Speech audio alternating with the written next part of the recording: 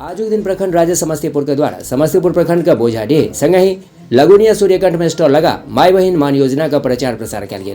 अपन संबोधन का क्रम स्थानीय विधायक सह बिहार विधानसभा का मुख्य सचेतक अख्तरुल इस्लाम शाहीन कहलन महागठबंधन के सरकार सत्ता में आवा पर माई बहन मान योजना के तहत महिला सबका प्रति माह 2500 रुपया दिल जाए। राष्ट्रीय जनता दल में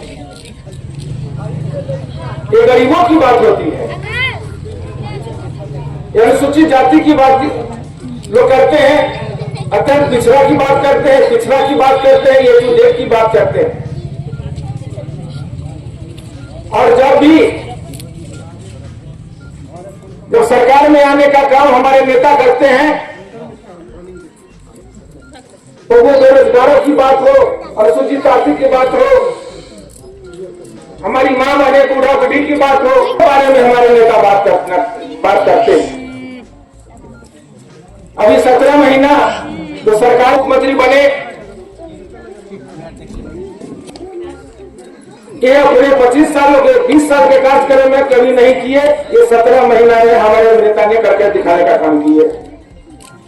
लोग कहते थे शिक्षा मित्र का नौकरी, अगर हम लोग सरकारीकरण करेंगे तो सरकार का बजट फेल हो जाएगा।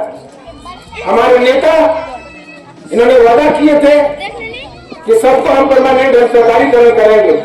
आज सभी शिक्षकों को आज गर्व से कहते हैं कि हम आज